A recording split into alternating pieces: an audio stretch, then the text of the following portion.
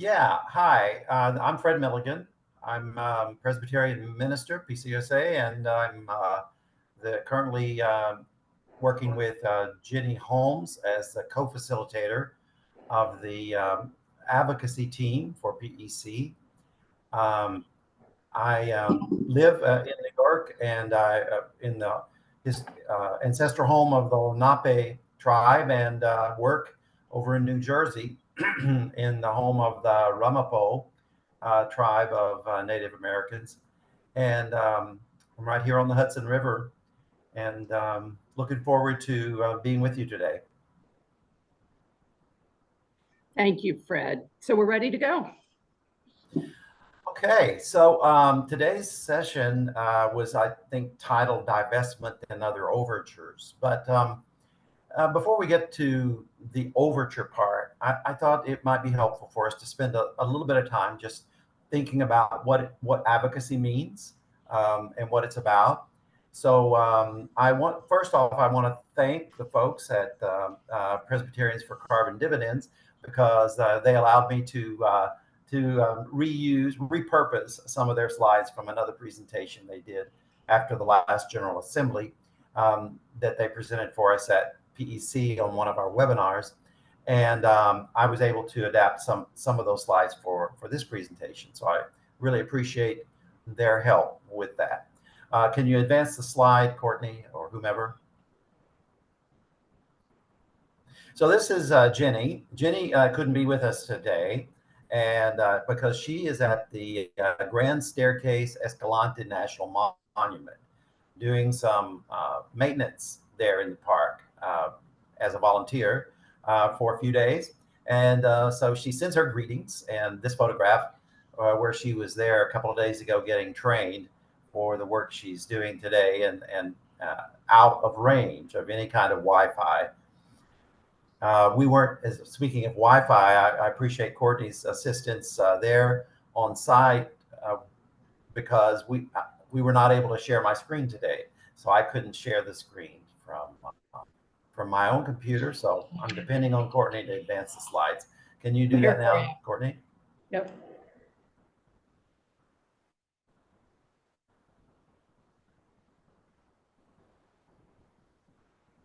You're set.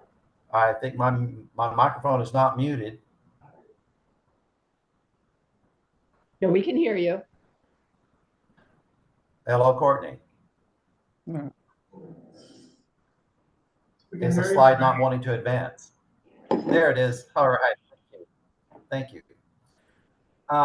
So a couple of things. I read this article that just came out about the upcoming advocacy event that's going to be held, sponsored by the Office of Public Witness, that's working with young adults. It's an advocacy training for young adults, and Jimmy Hawkins, the director of the Office of Public Witness, says that the church believes, that's the Presbyterian Church, I think he's speaking of there, that advocacy is vital for living a spiritual and holistic life. So what is it that we're talking about when we talk about advocacy? You hear people speak about action, or it's sometimes using the plural, actions. And, some of those actions could include, civil disobedience, as has happened here in the last few days in New York City, where something like 117 people were arrested on Wall Street the other day at the New York Stock Exchange as they did a sit-in. And so what would be the kind of the continuum between advocacy, such as writing a letter, such as we do with Bread for the World, or maybe even going to speak with our congresspersons on certain days in Washington, D.C. when that opportunity is made available, or an advocacy effort such as an overture to the General Assembly. So it seems to me that there's kind of a spectrum of advocacy here. But I think in order to maintain any kind of advocacy, we really need to be in partnership. The famous community organizer Saul Alinsky, in his book Rules for Radicals, talks about there being two kinds of power. Now, there's organized money and organized people. And so before we can do any kind of advocacy, we need one of those kinds of power, right? I mean, I suppose if you have enough money, you don't need anybody else to advocate with you. You can be a Bill Gates or what have you, and just go straight to the people with the decision-making power and make a donation or what have you, and and they'll do what you ask them, hopefully, or you have a better chance, or at least that's your entree to those decision processes. But most of us have to opt for organized people, and so that's kind of where we are here in the Presbyterians for Earth Care, is organizing people in order to create a movement, really, for change. Change in the church system, change in our local congregations, change in our denomination, change in our world. So these are a number of the locations and avenues that we have for advocacy. But there's this African proverb that says, if you want to go fast, go alone, and if you want to go far, go with others. So we are trying to go far because this is a huge challenge that we face today with the current climate change that has been human induced with all kinds of greenhouse gases in the atmosphere. We really need one another, not only to achieve the goals of advocacy in terms of making the impact and finding the power to make that impact, but just to sustain our own spirits as we move along, because it's easy to get discouraged in this process. So we need one another, and we want to go together. So anyway, I just thought it might be helpful to think a little bit in those broader terms about advocacy. And I'd like to hear, or maybe if you could, in the breakout rooms and in the settings where you may be gathered today, if you could spend a couple of minutes just sharing with one another and appoint someone to be a reporter. And I'll give you like 5 minutes to kind of share with one another about some of your experiences on this continuum of advocacy. Whether it's in your local congregation, or whether it's in your presbytery, whether it's in your town, your community, or broader national efforts, or maybe even international efforts around the climate change topic, around the environmental care topic, because we'll talk a little bit more about that in a moment, how those are similar and overlap and how they are different. So take about 5 minutes. And in your breakout room, appoint a note taker, and then we'll come back and hopefully have an opportunity to share a little bit with each other some of your experiences of advocacy. Great, thanks, Fred. Well, I'm going to start a timer, 5 minutes. Okay. Talk among yourselves. Talk amongst yourselves. Dan, you were saying. Dan was saying. Together. Dan Terpster was saying earlier that he didn't get a chance to chat with people before we started the session. So this is your chance, Dan. So Fred, I'm a little bit confused. You're referring to breakout rooms, but it doesn't seem that we can break out into breakout rooms if we're already in a breakout room. So is this the conversation of the whole?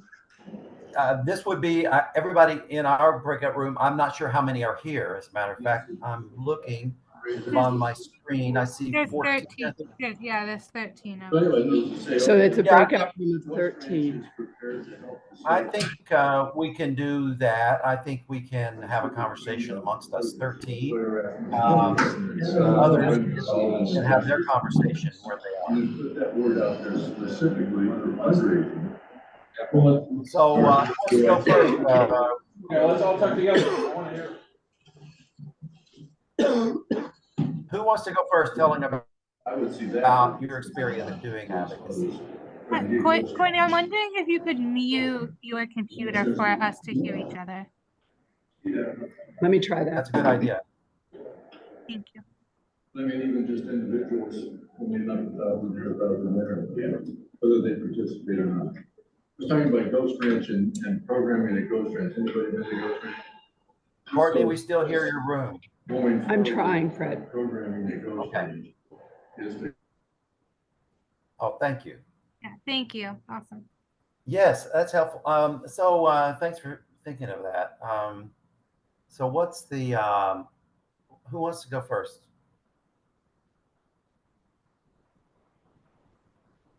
Jump in. You'll have to unmute yourself. I'll start. Okay. We recently, I'm from Black Mountain Presbyterian in North Carolina, and just within the past month, we did our first bit of really direct advocacy there at the church. We set up a table at the entrance for our Sunday morning worship, and we had a petition that was going to our town council to enact a ban on plastic bags and styrofoam, etc. Nice. Wasn't sure how it would be met by the populace, but it was overwhelmingly positive. We got a lot of signatures, and I think we made a good impact just on people's impression of what the Earth Care team's all about. Nice. Nice. And did you have a chance to debrief with your group that made this effort? We did. The Monday following this Sunday action, we got together and talked about it. And that Monday evening, we presented the petitions to the town council, who approved the proposed resolution. So, yeah, good stuff so far. Yeah. Yeah. I think the the reflection that people have after they've had that kind of experience, the reflection on their own spiritual growth is very important to do.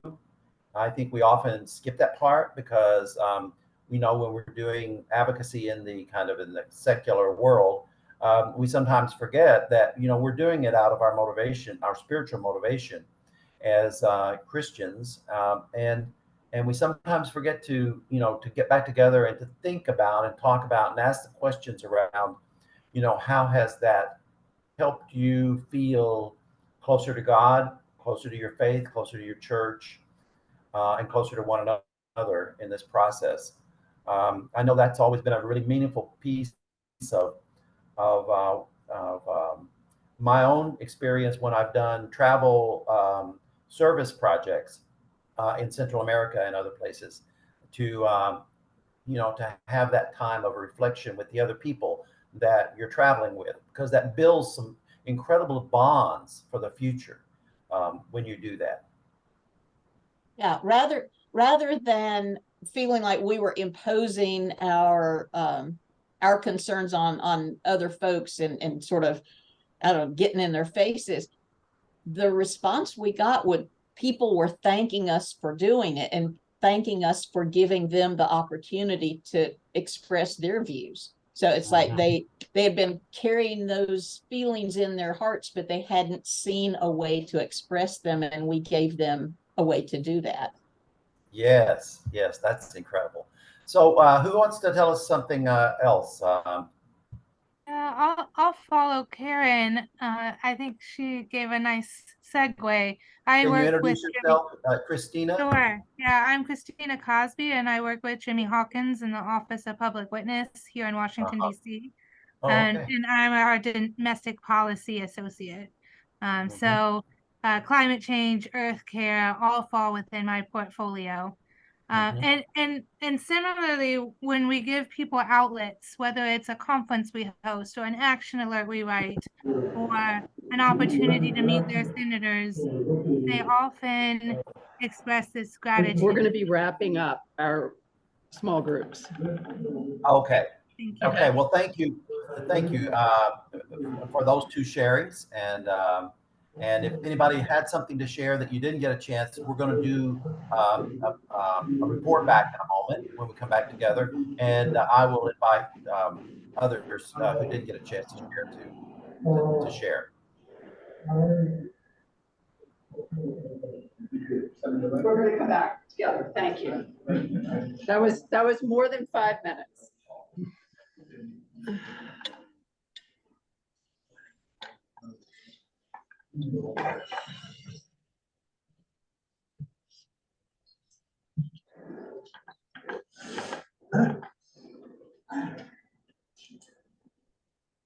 Fred, we had some good conversation here.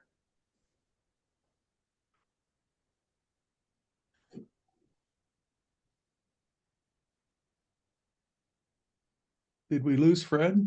Yeah, Did we lose Fred? I think we lost Fred, Courtney. Okay. I don't see him. I don't know What where did you guys do to him? We'll get Fred back. Courtney, while we're waiting, maybe somebody from your venue could debrief what your discussion was. Do you want to, Kent, you can stay there and the owl will bring you in. So you can just, Kent's going to talk for our group. Thanks. Great, thank you. Okay, we just bemoaned that so many of the investment groups have fiduciary responsibility, and then they claim they can't divest at all. And one alternative to that is go to court and say we're a religious institution and we don't abide by these government laws. But another approach is to observe that there's a lot more wealth held by individuals, and there could be a movement to ask individuals within the church to adjust their investments. That was the sort of the sum of our conversation was around what true divestment is. What about you, Fred?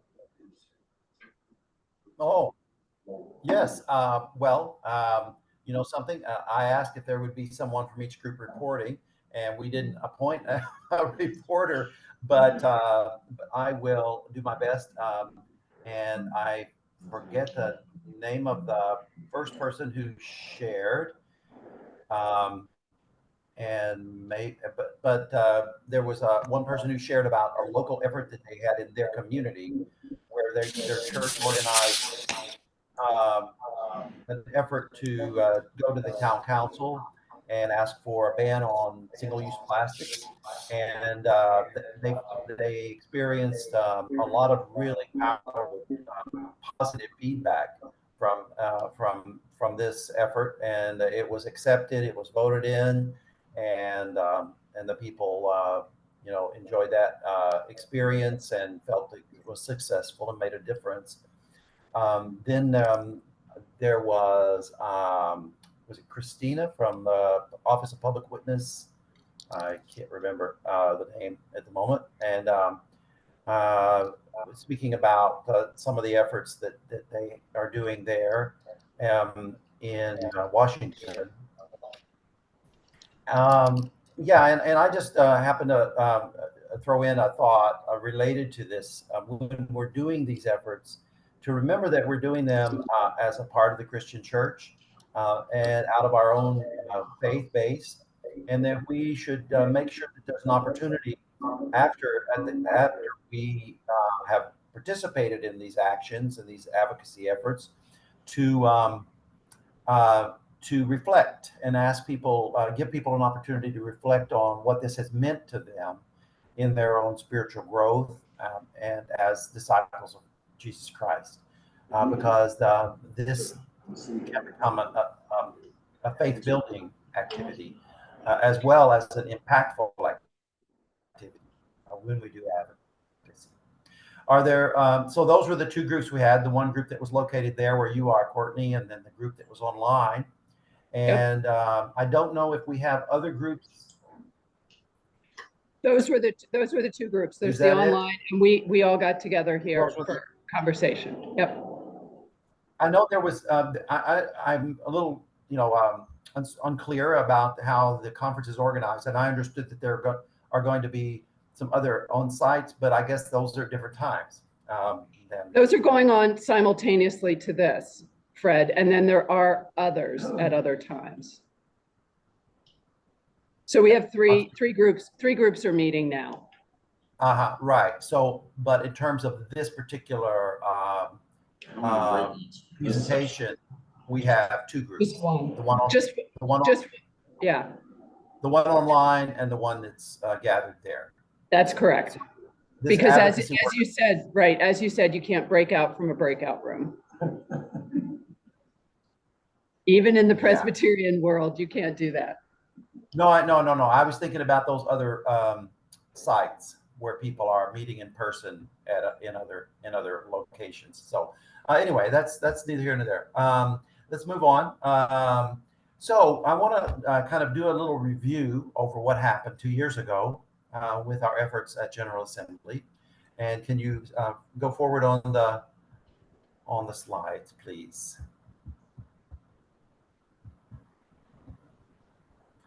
So we have a rationale for advocacy and action. As I mentioned before, we're facing a human-induced change for the global climate system that threatens all the life on the planet. And already many vulnerable communities of color and the poor are experiencing profound effects. And now is the time to take some concrete action, measurable actions, not only preserve and conserve the natural world we now have, but to seek the beloved community, the peaceable kingdom envisaged in scriptures. So I want to just take just a moment here and say, earth care is a very, very broad topic, and Presbyterians for Earth Care has been around for over 25 years now, with taking up all the time various aspects of care for the earth. And I know all the way back to when I was a child, Lady Bird Johnson, President Lyndon Johnson's wife, was famous for her efforts to help people clean up the environment, not to just throw litter around. So, I mean, you can look at a whole range of initiatives to care for the world, right? God's creation. And all of those are worthy and worthwhile. But today I feel we are in a crisis situation related to the climate itself, to the very substrate of all of creation that threatens to undo so much, so that we won't even have a pretty environment to pick up the trash from. And while all of that is important, all of those efforts are important, and they can be part of a continuum of actions and a continuum of advocacy. I think today we are really facing a crisis, and we need to function in our advocacy work and our actions, focused as much as possible on this crisis that is at hand. That scientists tell us that we only have a very short, shrinking window of time to address in order to avert the most catastrophic consequences. And we even if we turned everything around in terms of contributing to greenhouse gases, we would still continue to have severe consequences from what we've already piled up over the last 75 years or so. So anyway, I just wanted to point out that difference between just simple caring for the earth and addressing the climate crisis that we have today. Can you advance the slide, please?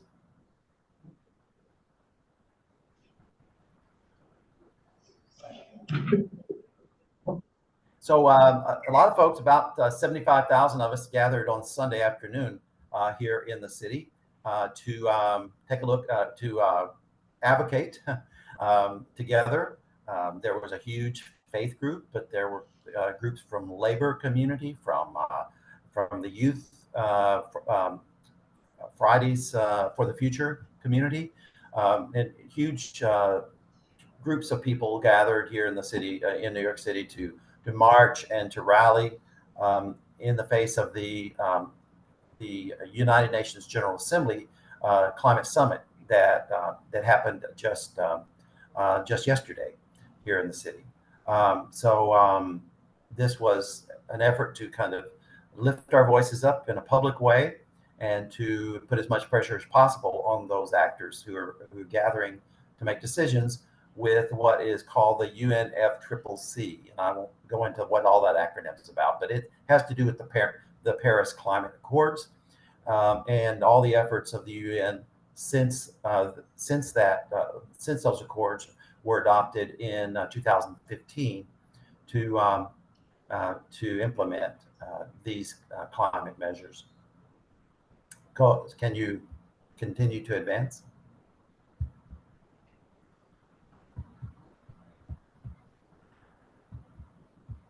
This is another Presbyterian group from First Presbyterian Church right here. They don't have their identification on, but they all were together, as you can see, wearing their yellow vests.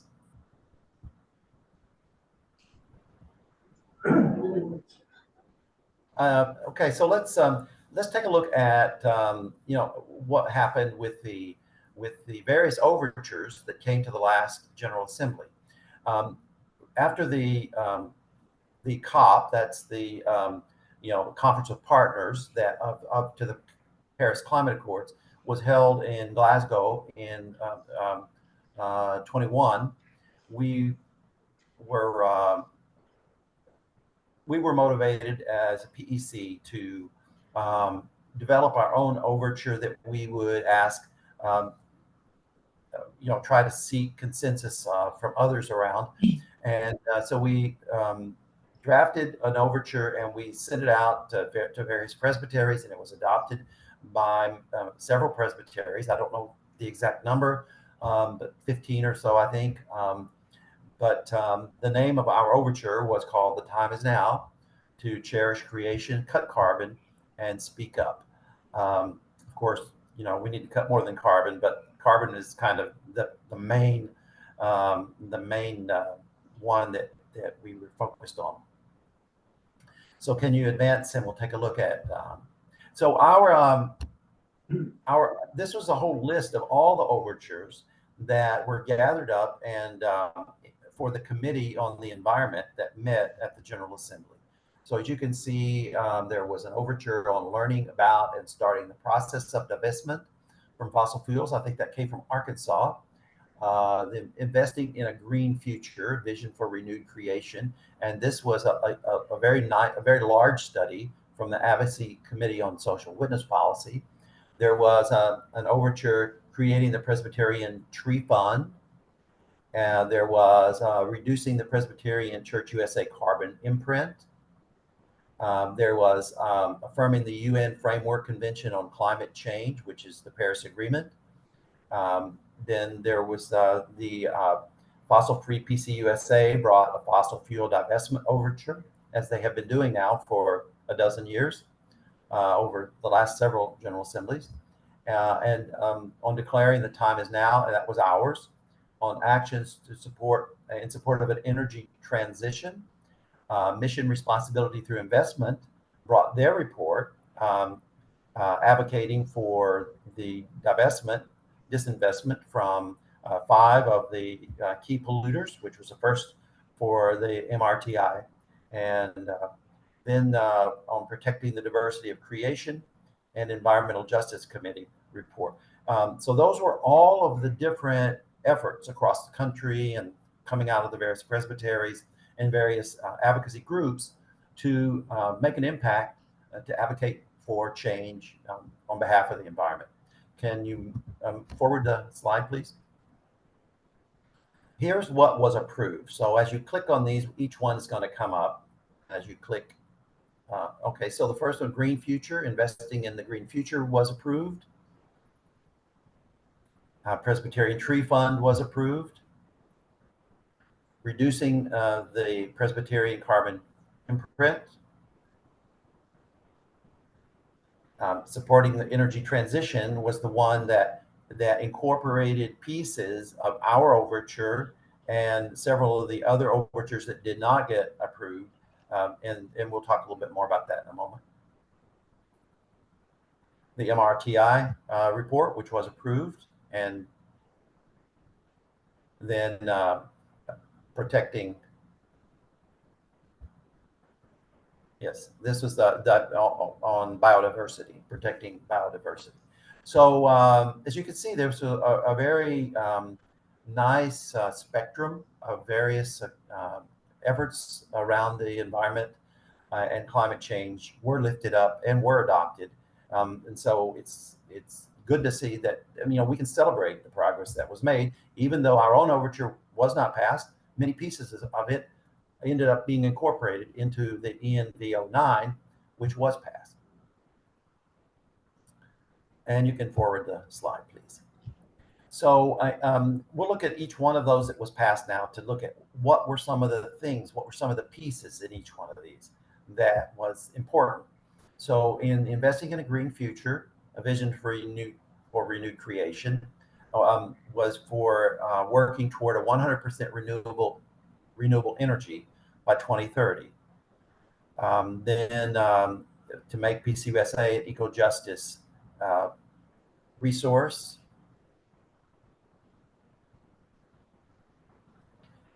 And investing in a green future also had make restoring creation a key priority in Matthew 25. I just have a note about this that I want to share. I was attending an effort yesterday at the UN here in New York and was speaking with the climate change staff person for the Episcopal Church, who was very impressed to learn from her own mother, who's a Presbyterian, that the Presbyterian Women's Organization have really taken up the cause of climate change in their materials. And she knew her mother was not at all engaged in issues around climate change.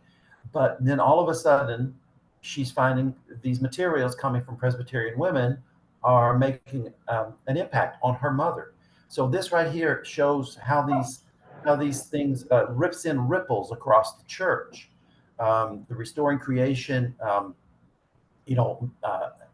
has been picked up by the mission agency, and now all across the church's programming, we're seeing important pieces of this happen. Many recommendations regarding the church's public witness, of course, came out of that, investing in a green future. On reducing the Presbyterian carbon footprint, or imprint, as they put it. It was asking all agencies, synods, presbyteries, congregations, and faithful disciples to take a look at our carbon imprint. And I know there were a lot of efforts to follow up on this, to provide apps to use to calculate your own family's carbon footprint, your own church's carbon footprint, and to choose actions that might make a difference in that. I know the Earth Care congregations under Jessica Maudlin is working on this a lot. Can you forward that? On creating the Presbyterian Tree Fund. This is an effort that I heard yesterday in this conference that I mentioned that I attended. In this session I attended, that the Anglican Communion worldwide has a process in which their bishop is the only person who actually confirms Christians within the Anglican Communion. And starting in Africa some years ago, all the bishops across the church, across the Anglican Church, now ask each confirmand to plant a tree. And I thought that was such a powerful thing. And now they're beginning to track the number of trees that have been planted, because each new Anglican that is confirmed is asked to plant a tree as a part of their own Christian witness and the Christian commitment. We don't really have quite the same kind of centralized process, of course, for doing something like that, but I think it was a really cool thing to hear about. We're doing our own thing with endorsing the international and U.S. goal of protecting 30% of lands and waters by 2030. And later about the overtures. Not sure how we're doing on time, though. Let's check on that and just see how much more time do we have, Courtney? We have 20 minutes. Okay, so let's just go quickly through the rest of these What is it slides you and want? then have, I don't know if it's you or if it's us. you can't hear Fred, me? You can't, are you having trouble hearing me? You're warbling. Oh, well, at this point, Bruce, go ahead. I think. Fred, hold on. Bruce has something he wants to say. Fred, I emailed you and also put it in the chat. Sue Smith is on. It would be helpful if she shared what the Advisory Committee on Social Witness Policy is bringing to the upcoming General Assembly briefly.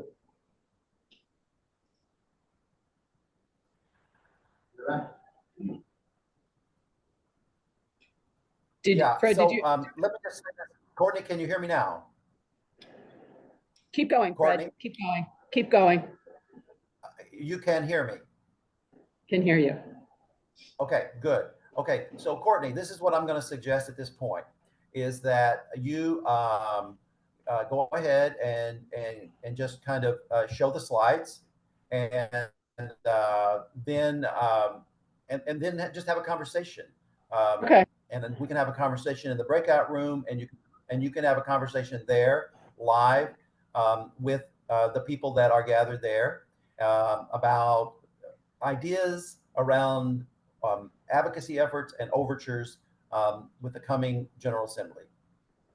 Okay, great. Your connection is better. And Bruce asked if Carol Young, is that Bruce who you? Sharon Young. Sue Smith. Sue Smith. Sue No, he Smith. said Sue Smith. I heard you, Bruce. I heard you, Bruce, and it's good to have you with us, Sue. Sue, So would you can you just go ahead, Courtney? unmute yourself and comment?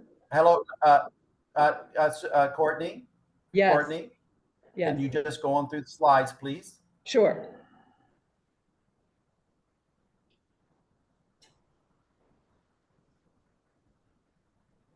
Protecting the diversity of creation, and next. And mission and responsibility through investment.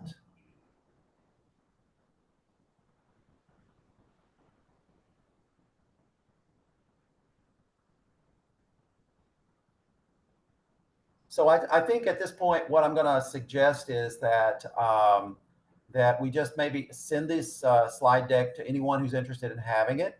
It has a lot of resources toward the end here with different around different things, and that way we can just save time in our session today and not go through the rest of the slide deck, because there's only it's basically a resource thing at this point from the here to the end. So yes, I appreciate Bruce mentioning that Sue's with us today. I saw you in earlier, Sue. So can you tell us, Sue, what you're currently working on with the AC swap group to bring to the next General Assembly? Okay, so we're not bringing a lot of big stuff around the environment to the next assembly, but when last assembly, when investing in a green future was approved, the committee actually added 2 reports to it that we had to do for this coming assembly. One, let me see, what order should I show you these in? I guess the first one was about lithium mining. It was actually raised by Jed Cobal, who's a mission worker down in Peru, and because they're facing mining problems there. And so we do have a report coming to the General Assembly. Everything's still in draft this time. And so what it tries to raise is really important as free, prior, and informed consent. So there's stuff around that, around advocating for to make sure that that is followed, asking for research, because the problem is lithium mining is not pretty, but it gets us to a green economy. And so is there ways to store energy in other ways? You know, is there better ways to recycle or increase the lifetime of the lithium batteries? It also talks about moving away from, trying to move away from private vehicles to more accessible public transportation. There is some legislation out there right now, it's called the Clean Energy Minerals Reform Act, and that actually looks pretty good. And so we have it in there. If it passes this year, it passes this year. And then I think one of the other big problems is that while free, prior, and informed consent is in the UN, there's actually no enforcement. So it's actually also advocating for enforcement of that. And I guess the last thing we're asking in that one is just directing MRTI to, when they're advocating and doing engagement with companies, to advocate for free, prior, and informed consent. When that was raised, then people on the committee sort of was talking about, well, there's all these things getting to a green economy that, may or may not be good with everything. And so they asked for a report that sort of traced the different items, I'll say, used to get to the green economy from where they're sourced to actually consumer disposal. They just asked for a report. So there is a report also in draft that will be put in for, it's like report for information only. So there's actually nothing to approve in that. And those are the two environmental things that the advisory committee is bringing. Thanks a lot, Sue. So let's take the last few minutes that we have to spend some time just kind of hearing from people about what kinds of things would you like to see us work toward at the next General Assembly, given what we've already seen, happen at the last Assembly. Where should we go next? Several of the things Sue just mentioned, are picking up on the gaps that were left or the implications of some of the things that happened there, such as the issue around sovereignty of Native Americans around or indigenous people generally around their own lands. Then this time around, we're moving forward to think specifically about mining on indigenous lands. So, what other kinds of things do you think we need to look at the next Assembly? We've had a few ideas already floated. One, something to do with plastics.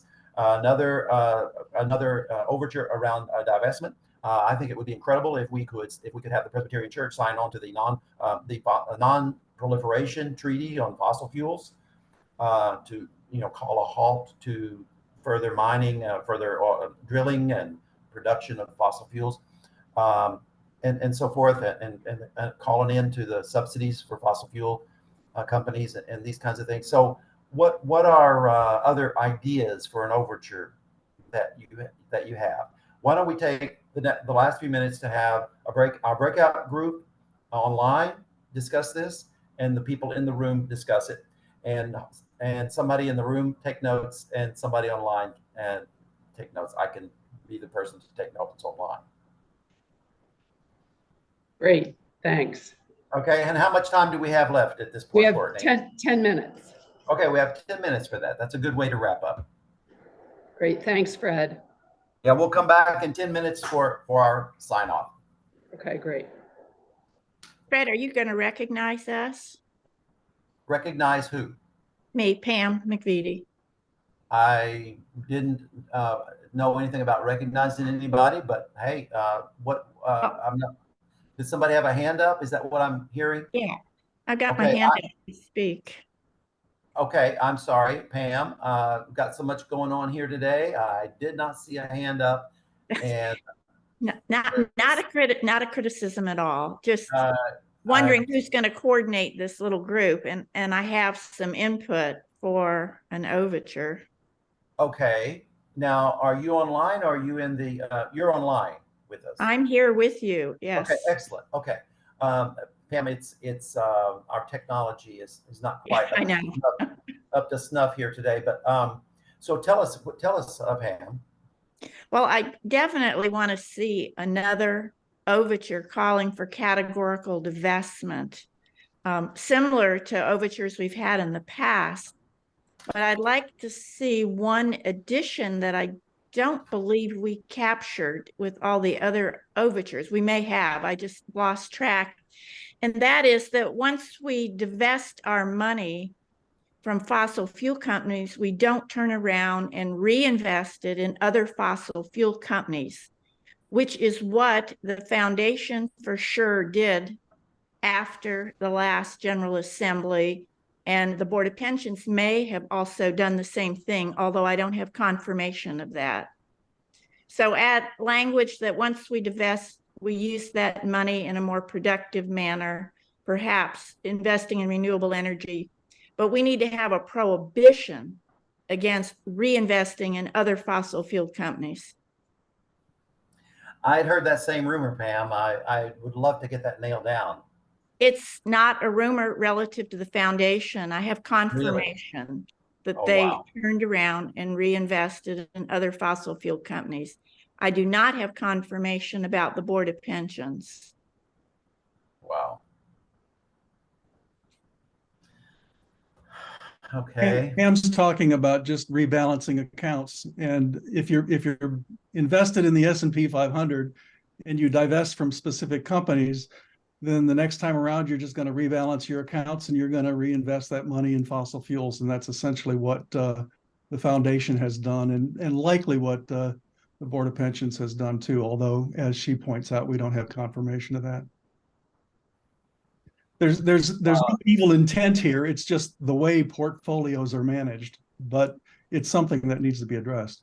It kind of puts the nail in the coffin of the whole idea of selective divestment from a sector of the industry that's behaving badly. So it's one more confirmation of the need for categorical divestment as opposed to selective divestment. I totally agree, because it's not only an issue of a segment behaving badly. It's an issue such as we confronted with investing in tobacco companies where the actual product is poisonous. So I think this is a very good case for categorical divestment. And Fred, if I may. Yes, go ahead. Another suggestion for an overture, and it's more complicated, but I'll explain it briefly.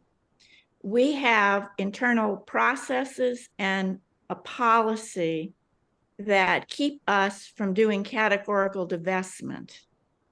And we need to take a look at those and write language into the next overture that calls for a change in the policy that prohibits categorical divestment by the Board of Pensions, and a change in the process that limits us to a company by company review in order to determine whether we divest or not. And when I work with the committee, I can explain all that in more detail. Okay, Pam. Pam McSweeney. And where are you, Pam? I'm a Florida resident. Florida. Okay. Okay, great. And the other person who spoke earlier, who was that gentleman? That was Dan Terpstra. That was Dan. Okay. Yeah, and just as an advertisement, I've got a session Friday morning where I'm going to be going into a little bit more detail on this whole rebalancing idea with portfolios. So Friday morning, 10:30-ish, something like that. Sounds good. Okay, what's it called? What's your it's session Faithful Investing called? and Faithful Banking or something like that. I'm sure G's, and I'm going to be talking about banking and how the banks are involved in financing fossil fuels. So, other thoughts about an overture that you feel you have passion around that you would like to see us bring and support as PEC? Anybody? No. So I think that it seems like where our group is anyway is really focused on the issue of investments and divestment of the fossil fuel industry. And that I think that's really where we need to be focused. Another area that would probably be another third rail, as it were, that might electrocute us if we step on it, is thinking about methane and how that connects with our diet and our whole industrial food production. Now I know there's a lot of overlap with that and the concerns around plastics as well with biodiversity. The amount of methane that is produced because of the focus on meat in our diets is a huge about at some point. Courtney, can you let's see, are we the group? Everybody? Hello? Yes. Are we ready to go back? Any more thoughts about any of this? Looks like we lost Courtney. Uh-oh, we lost our, bring her back. I guess we can leave the room on our own and go back. If we're done, if we're caught up. Okay. We'll be in touch, Pam and Dan, to talk further about this overture. Okay, good. Thank you. Yep.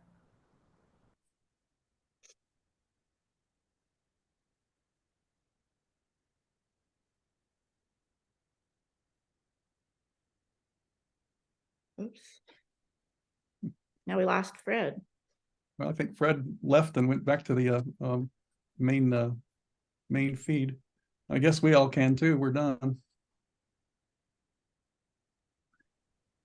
It's asking me if I want to leave the meeting entirely. Hmm. Oh, Left. I guess I'll leave. Oh, shoot. There's Fred. So are we back? Are we ready to report back?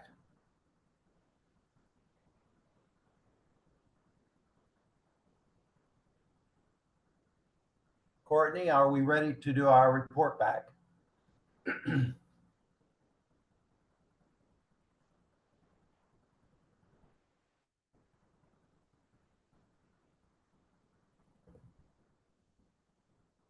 This is Jerry Reese. I have a question. Can you hear me? Uh-huh. I'm looking at breakout room icon. How do I know which is which? They aren't numbered. They're just, I see 4 little dots. I don't know, but you're in our breakout room and that's all that matters. Yeah, but if I want to switch breakout rooms, I don't know which one to go to. I think, yeah, somebody should Maybe know about that. maybe before 9:30, somebody could explain that. Hopefully I'll ask when we come up, when we get back together. Hello? Hello, hello. Okay, I think we ended.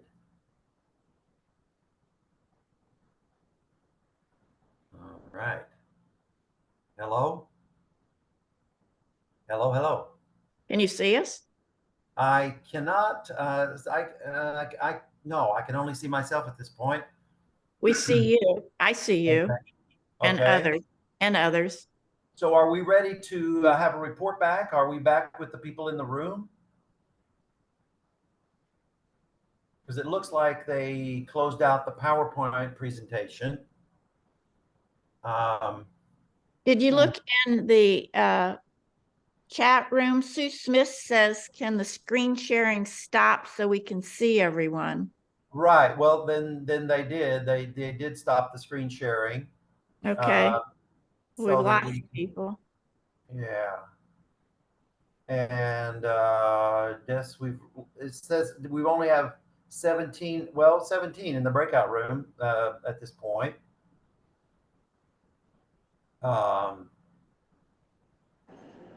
Fred? I'm here. Yay, we're back. We had. Okay. Can we do a quick? Sure. Bruce, do you want to talk about what we discussed? You can just speak to the owl. Hello, Fred. Hi. So you heard from Jim and what he is bringing, and I forwarded that to you. And at some point, the advocacy committee will discuss Jim's proposal. You have heard from me. We're going to discuss everything that's mentioned here today. Right. And Fred? Yes. The presenters had the option of giving things to Mindy, and she's doing a resource webpage. So what you had put up on the screen, if you want to get that to Mindy, not only for the people in this workshop, but for the whole conference, 200 plus people, that would be helpful. Okay. All right. Do that.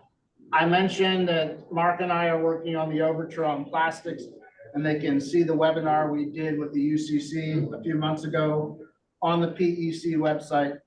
I also mentioned I'm doing an inclusive overture to call upon individuals, churches, theological institutions, mid-governing bodies, everybody to follow the General Assembly guidelines on all aspects of ethical investing. We also, I think, Fred, have talked about having a complete divestment by Board of Pensions, by the foundation, and by the rest of us on fossil fuel companies, correct? Yes, yes, yes, yes. Yes, Right. and that was what came out, that came out of our group as well, in our discussion. A very big concern also to do what we can. I don't know how much success we would have, but to call on the General Assembly to ask for a change in the language around categorical divestment, to allow for categorical divestment of fossil fuel companies. From a strategy perspective, we need to repeatedly ask people here and online to prayerfully consider being commissioners to General Assembly. We need those commissioner voices for anything we're bringing to the GA. We did not have enough of those last time around. Yes. And if we find they are coming to GA, we can also recommend they be a moderator to one of the GA committees, because we need knowledgeable people chairing those committees. Fred, what did your group talk about? Yes, as I threw in there, as Bruce was talking, that we were concerned to lift up, see, Pam McSweeney from Florida was particularly passionate about changing the language of the foundation and Board of Pensions to allow for categorical divestment, and then to focus on fossil fuels in particular as the category that should be divested. And that kind of just echoes what I heard from Bruce. In the portfolio that includes other fossil fuel companies. So quite likely, you know, much of that money that came out of these top 5 fossil fuel companies has now gone into other fossil fuel companies. Yeah, and Dan is going to be offering a workshop on Friday morning about ethical investing, that where he's going to speak a little bit more about how these processes, investment processes, work on a corporate level. I mean, you know, a denominational level as well as a personal level. Great, Fred. We want to thank you. We want to thank you so much for working through our tech issues and for giving a good presentation. And we're grateful that you're going to share it so that we can look at it a little more in depth and without distraction later. And we're going to close in a quick prayer, if that's okay. Great. Terrific. Thank you. Creator God, we thank you for this time together. We thank you for the people gathered here and on Zoom. We thank you for technology, which allows us to be with people far, far away. God, we ask you to give us the best tools you can to care for your creation. We ask for energy, intelligence, imagination, and love as we step out into your yes for our lives, which is our call to creation care. We ask all these things in the name of Jesus Christ. Amen. Amen. Blessings, everyone. Thank you for coming. Thank you, Fred. Thank you for your ministry, wherever you are. So